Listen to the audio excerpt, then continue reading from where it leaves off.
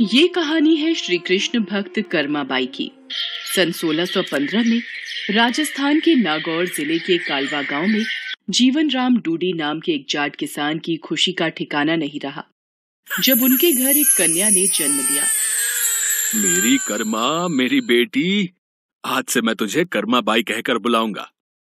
जीवन राम भगवान कृष्ण के परम भक्त थे। उनके घर में भगवान कृष्ण का एक मंदिर था। जीवन राम भगवान कृष्ण को भोग लगाने के बाद ही कुछ खाते थे, ये उनका नियम था। कर्माबाई जब थोड़ी बड़ी हुई तो एक दिन, पिताजी, आप हमेशा भगवान कृष्ण को भोजन खिलाने के बाद ही भोजन करते हो? हाँ बेटी कर्मा, जब भगवान कृष्ण भोजन ग्रहण कर लेते हैं उसके पश्चात ही मैं भोजन करता हूँ। पिता से ये सब देखते सीखते कर्माबाई का बचपन बीत रहा था। कुछ वर्षों बाद एक दिन, बेटी कर्मा, मैं कुछ दिनों के लिए तीर्थ यात्रा पर जा रहा हूँ। जी पिताजी, बताइए, क्या आज्ञा है? बेटी कर्मा, मेरे पीछे से भगवान कृष्ण की विधि से पूजा करके उन्हें भोग लगाकर भोजन ग्रहण करना। मैं तुम्हें उनकी पूजा विधि बता देता हूँ और घर का भी ध्यान रखना, ठीक है? ठीक है पिताजी, मैं भगवान कृष्ण को भोग लगाकर ही भोजन किया करूंगी। आप निश्चिंत होकर जाइए। जीवन राम कर्माबाई को भगवान कृष्ण की पूजा और घर की देखभाल का कार्य सौंपकर तीर्थ यात्रा पर चले गए। अगले दिन, भगवान कृष्ण को भोग लगाना है, जल्दी से खिचड़ी बना लेती हूँ। हाँ, ये रहा देसी घी और गुड़। लो, तैयार हो गई आपकी खिचड़ी की थाली। मैं ये रख रही हूँ, आपको जब भी भूख लगे आप खा लेना। मैं तब तक घर के काम निपटा लूं। कर्माबाई खिचड़ी की थाली भगवान के आगे रखकर घर के दूसरे कामों में लग जाती है। वो एक दो बार आकर देखती है। उसे लगा कि शायद भगवान को भूख ना हो। थोड़ी देर बाद, पता नहीं भगवान खिचड़ी क्यों नहीं खा रहे हैं। थोड़ा गुड़ और घी ज्यादा कर देती हूँ। ये लो भगवान, अब मैंने इसमें घी और गुड़ ज्यादा कर दिया है, अब तो खा लो। पिताजी आपके भोग की जिम्मेदारी मुझे सौंपकर तीर्थ यात्रा पर गए हैं। अब वो कुछ दिन बाद आएंगे, तब तक आप मेरे हाथ का बना भोजन खा लीजिए। मुझे ज्यादा व्यंजन बनाने नहीं आते। ये खिचड़ी आपके लिए बनाई है, इसे खा लो भगवान। मैं आपसे विनती करती हूँ, ये खिचड़ी खा लो, वरना जब तक आप भोजन नहीं करोगे मैं भी तब तक भूखी रहूंगी। देख लो फिर। कर्माबाई भगवान कृष्ण से नाराज होकर भूखी प्यासी उनके सामने ही बैठी रही। दोपहर से शाम बीत गई। कर्माबाई भगवान के समक्ष भूखी बैठी रही। भगवान कृष्ण ने जब देखा कि कर्माबाई जिद पर अड़ी है, मूर्ति में से आवाज आई, कर्माबाई, कर्माबाई, तुमने पर्दा तो किया ही नहीं। पर्दा करो, तभी मैं भोजन करूंगा। अरे हाँ प्रभु, रुकिए, मैं अभी अपनी चुनरी का पर्दा करती हूँ। आप आराम से खिचड़ी खाओ। आप मुझे पहले बता देते, इतनी सी बात के लिए पूरा दिन खुद भी भूखे रहे और मुझे भी भूखा रखा। थोड़ी देर में देखते ही देखते पूरी थाली खाली हो गई। भगवान कृष्ण के भोग लेने के बाद ही कर्माबाई ने भोजन किया। अब तो नित्य नियम से कर्माबाई सबसे पहले उठकर भगवान के लिए भोग बनाती और पर्दा करके भगवान के समक्ष बैठ जाती। थोड़ी देर बाद पूरी थाली खाली हो जाती थी। मुझे लगता है प्रभु को सुबह जल्दी भूख लगाती है। कल से सबसे पहले भोग ही बनाऊंगी, उसके बाद स्नान वगैरह और घर के काम बाद में ही किया करूंगी। हाँ, ये ठीक रहेगा। अब तो कर्मा की बनाई खिचड़ी भगवान कृष्ण बड़े चाव से खाते थे और पूरी थाली खाली हो जाती थी। एक दिन कर्मा के पिता तीर्थ यात्रा से वापस आते हैं। कर्मा बिटिया, कैसी है तू? पिताजी, मैं अच्छी हूँ, और आपके पीछे पहले दिन तो भगवान ने भोग ग्रहण करने में बहुत नखरे किए, फिर शाम को जाकर खिचड़ी खाई, और अब तो भगवान कृष्ण सुबह सुबह ही मेरी बनाई खिचड़ी खा लेते हैं।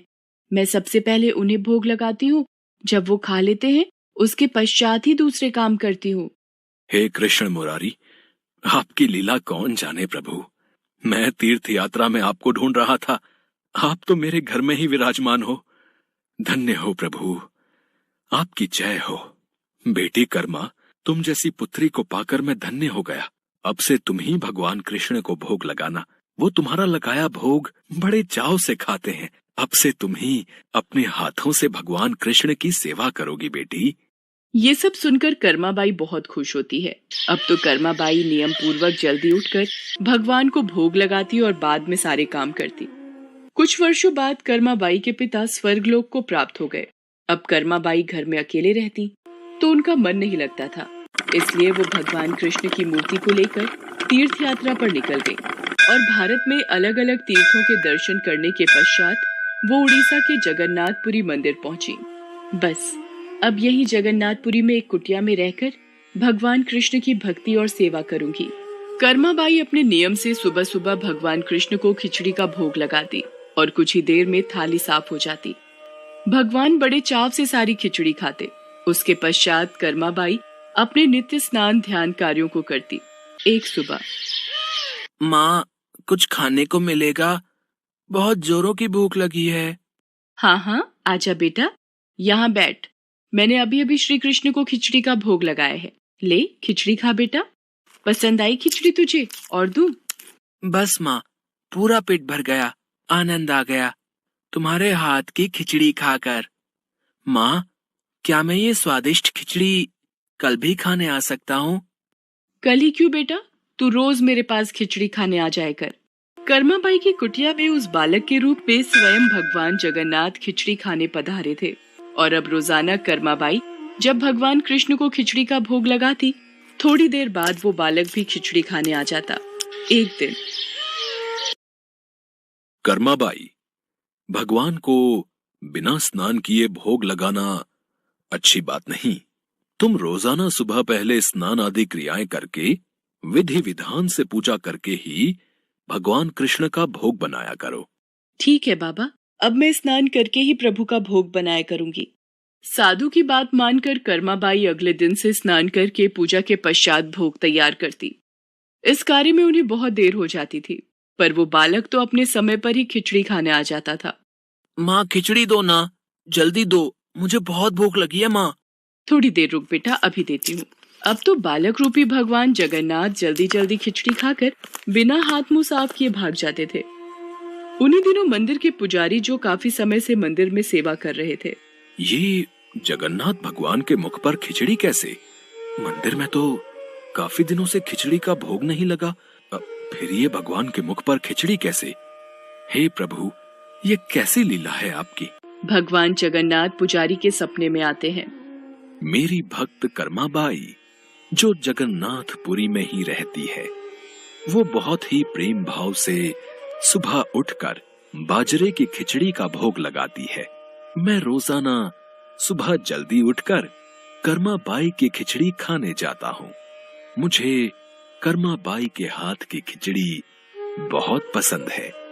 पर एक साधु ने उसके पास आकर सुबह स्नान और पूजा के बाद विधि विधान से भोग लगाने का बोल दिया है। अब कर्माबाई स्नान और पूजा के बाद भोग लगाकर मुझे खिचड़ी देती हैं। इन सब कार्यों में बहुत देर लग जाती है। मुझे बहुत तेज भूख लगती है। भक्तगण मेरा इंतजार कर रहे होते हैं, इसलिए जल्दी जल्दी खिचड़ी खाकर मैं बिना मुंह हाथ धोए वापस लौट आता हूँ। भगवान जगन्नाथ की अद्भुत बातों को स्वप्न में सुनकर पुरोहित जी हर जगह उस साधु की खोज करवाते हैं और उसे बुलाकर सारी बात बताते हैं। साधु घबरा जाता है और कर्माबाई के पास जाता है। कर्माबाई, तुम श्री कृष्ण भगवान की परम प्रिय भक्त हो। तुम्हारे लिए किसी नियम नीति की कोई आवश्यकता नहीं। तुम अपने अनूठे प्रेम से जिस प्रकार सुबह जल्दी उठकर भोजन बनाती थी, वैसे ही बनाकर भगवान का भोग लगाया करो। ठीक है साधु बाबा, अब मैं पहले की तरह ही सुबह जल्दी भोग बनाया करूंगी। अब कर्माबाई फिर से पहले की तरह भगवान कृष्ण को भोग लगाकर उस बालक को बड़े प्रेम पूर्वक खिचड़ी खाने को देती थी। ये क्रम कई वर्षों तक चला और एक दिन कर्माबाई परलोक सिधार गई। हे प्रभु, हमसे कोई भूल हो गई क्या? आज आपके नैनों से अश्रुधारा कैसी प्रभु? हे भगवान जगन्नाथ, क्या अपराध हुआ हमसे जो अब दुखी हुए प्रभु?